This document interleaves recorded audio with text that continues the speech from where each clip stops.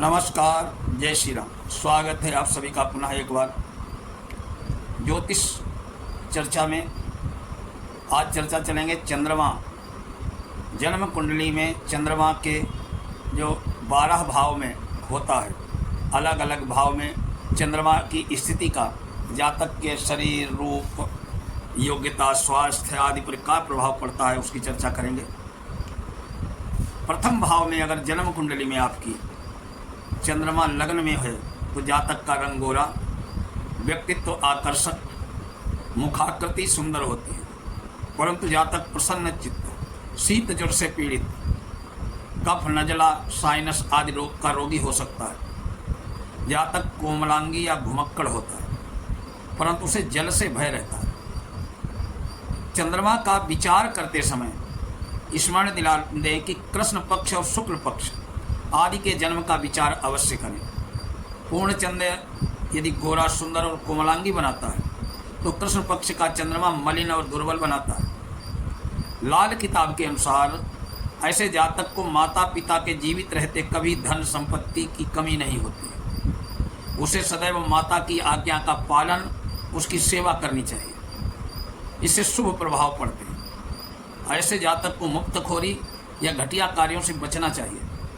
घर में पानी से भरा घड़ा सदैव रखना चाहिए। ऐसे जातक का शिक्षा पर खर्च किया गया धन कभी व्यर्थ नहीं जाता। शिक्षा उसे अर्थोपार्जन में सहायक होती। यदि प्रथम भाव में चंद्रमा कर्क या वृष राशि का हो तो जातक सुंदर होने के साथ धनवान भी होते। जीवन साथी का प्रिय, सुंदर वस्तुओं को पसंद करने वाला हो। विशेषकर स्त्री जातक पति की प्राणवल्लभा होती है। अन्य राशियों का चंद्र पूर्ण मूर्ख, निर्धन और रोगी बनाता है। खांसी, श्वास जातक एवं वायु रोग देता है। शुभ ग्रह की दृष्टि हो तो जातक बलवान, बुद्धिमान, निरोगी किंतु वाचाल और कपटी होता है। शनि की दृष्टि हो तो रंग सांवला, दिमाग अस्थिर और बहिमी हो सकता है।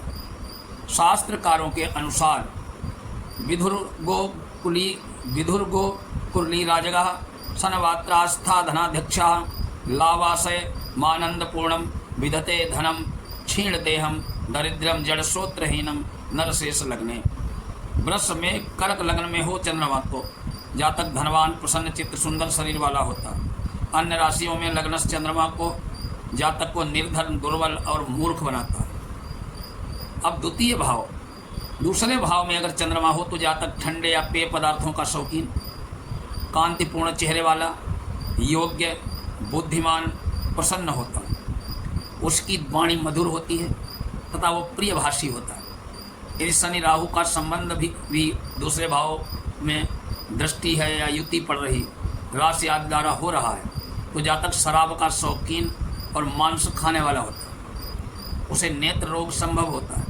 यदि चंद्रमा उच्च राशि का हो तो जातक स्त्रियों के माध्यम से धन लाभ और सहायता दाता है, परंतु बात करने में अटकता और हकलाता है। वाणी दोष की संभावना बनती है।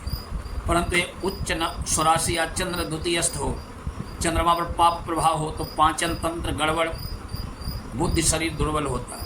लाल किताब के अनुसार ऐसा जातक स्वयं अपनी दौलत कमाने वाला होता है। उसकी विद्या, पढ़ाई ही उसके भाग्य का आधार बनती है। चंद्रमा से संबंधित व्यापार उसे लाभप्रद होता है। ऐसे जातक को घर में मंदिर नहीं बनाना चाहिए, न ही घर के में घंटे घड़ियाल रखने चाहिए।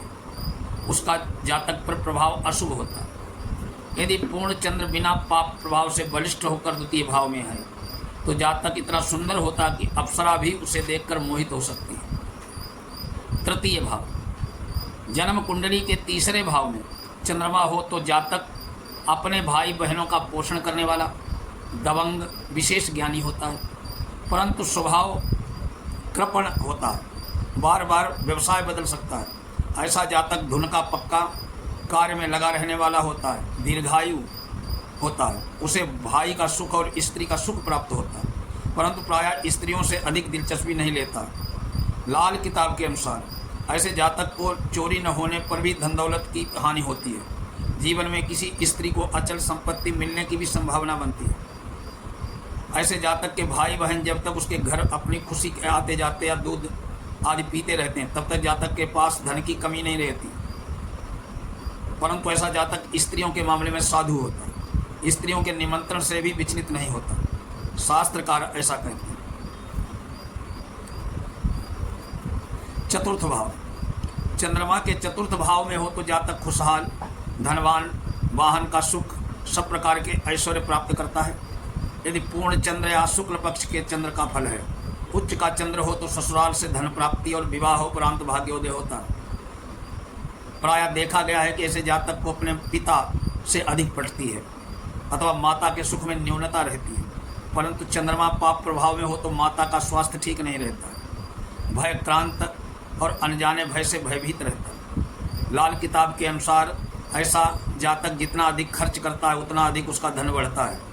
ऐसे जातक को दूध बेचने का काम करने पर नुकसान होता है। चौथा, चंद्रमा जातक को शिक्षा पूर्ण करने में हर प्रकार से सहायता कर दिलाता है और प्राप्ति गई शिक्षा जीवक के उपयोगी और अर्थ प्राप्त कराने वाली सिद्ध होती है। बशर्ते चंद्रमा कृष्ण पक्ष का न हो।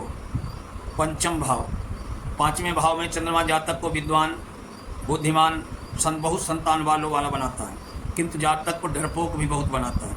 यदि चंद्रमा बलवान स्थिति में हो तो जातक को जुए, सट्टे आदि से लाभ होता है। वायु तत्व की राशियों में चंद्रमा पुत्र का अभाव देता है, तब जातक को कन्याएं अधिक होती हैं और प्रायः जुड़वा होती है।